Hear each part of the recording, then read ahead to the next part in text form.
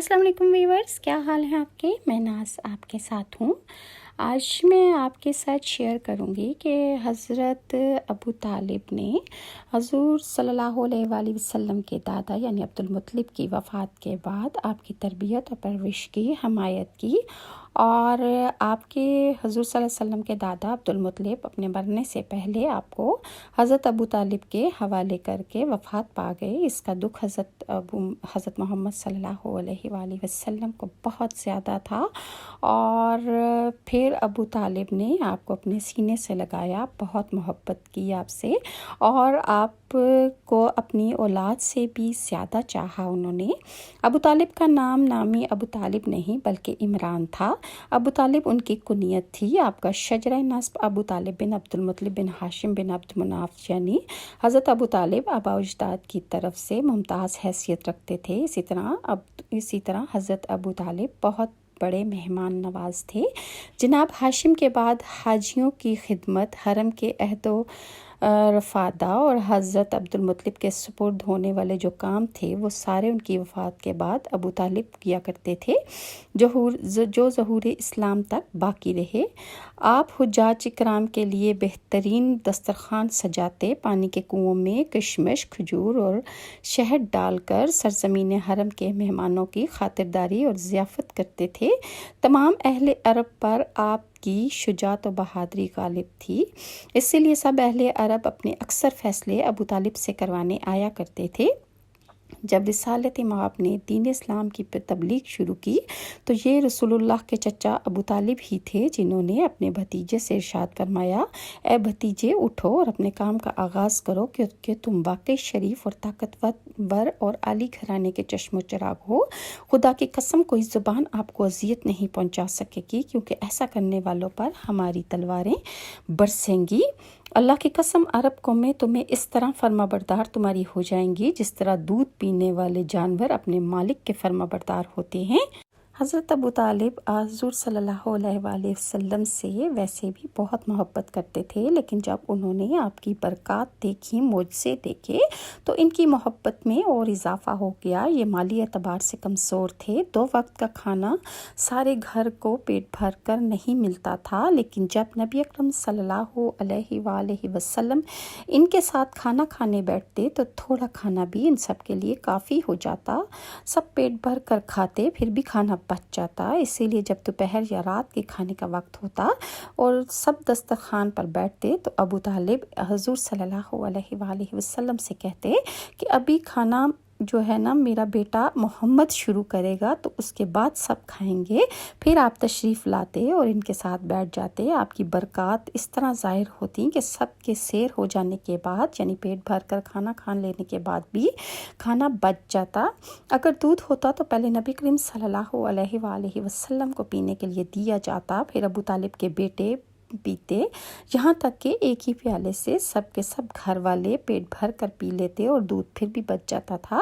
ابو طالب کے لیے ایک تکیہ رکھا رہتا تھا، وہ اس سے ٹیک لگا کر بیٹھتے تھے۔ رسول اللہ صلی اللہ علیہ وآلہ وسلم تشریف لاتے تو آ کر سیدھے اس تکیے کے ساتھ بیٹھ جاتے۔ یہ دیکھ کر ابو طالب کہتے، میرے بیٹے کو اپنے بلند مرتبے کا احساس ہے۔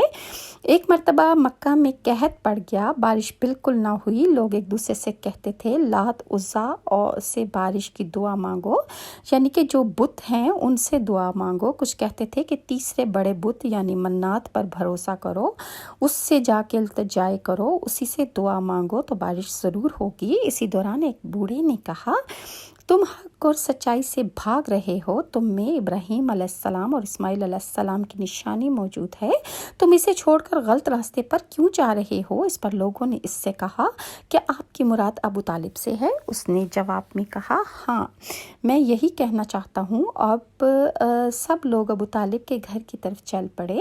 وہاں پہنچ کر انہوں نے دروازے پر دستک دی تو ایک خوبصورت آدمی باہر آیا، اس نے تہبند لپیٹ رکھا تھا۔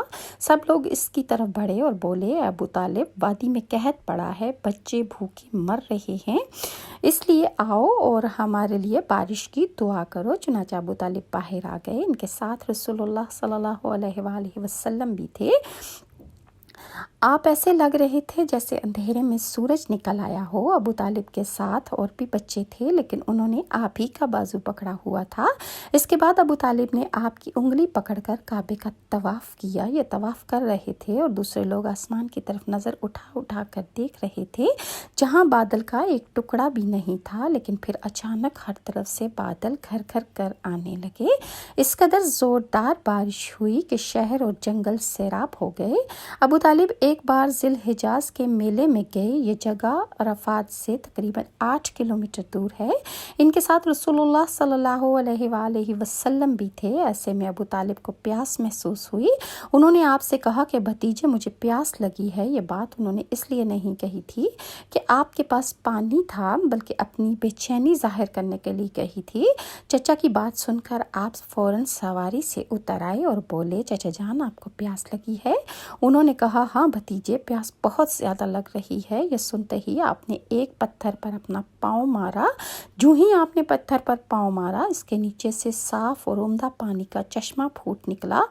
انہوں نے ایسا پانی پہلے کبھی نہیں پیا تھا۔ ابو طالب نے خوب سیر ہو کر پانی پیا۔ پھر انہوں نے پوچھا، بھتیجے کیا آپ بھی سیر ہو چکے ہیں؟ نبی کریم صلی اللہ علیہ وآلہ وسلم نے فرمایا، ہاں۔ آپ نے اسی جگہ اپنی ایڑی دوبارہ ماری اور وہ جگہ دوبارہ ایسی خشک ہو گئی جیسے پہلے کبھی یہاں پر کچھ تھا ہی نہیں۔ یہ تھے وہ معجزات اور وہ برکات جن کو دیکھ کے حضرت ابو طالب کی محبت جو تھی حضور صلی اللہ علیہ وآلہ وسلم کے لیے دگنی ہو گئی تھی، اور آپ ان کے ساتھ ہمیشہ سائے کی طرح رہتے تھے، اور ایک لمحہ بھی اپنے بیٹے یعنی محمد صلی اللہ علیہ وآلہ وسلم سے جدا نہ ہوتے تھے۔ اور اکثر روایات میں یہ بھی ملتا ہے کہ آپ کو اس قدر حضور صلی اللہ علیہ وآلہ وسلم سے محبت تھی کہ آپ اکثر اپنے بیٹوں کو حضور صلی اللہ علیہ وآلہ وسلم کے بستر پر لٹا دیتے اور حضور صلی اللہ علیہ وآلہ وسلم کا بستر چینج کر دیتے، تاکہ کوئی دشمن اگر حملہ کرے تو حضور صلی اللہ علیہ وآلہ وسلم کو نقصان نہ پہنچے۔ اس کی مزید تفصیلات انشاءاللہ نیکسٹ ویڈیوز میں آپ کے ساتھ شیئر کروں گی، اور یہ بھی شیئر کروں گی کہ بحیرہ راہب نے جب حضور صلی اللہ علیہ وآلہ وسلم پر اس کی نظر پڑی تو اس کی کیا حالات ہوئے اور اس نے ابو طالب کو کیا بتایا، انشاءاللہ نیکسٹ ویڈیو میں آپ کے ساتھ شیئر کروں گی۔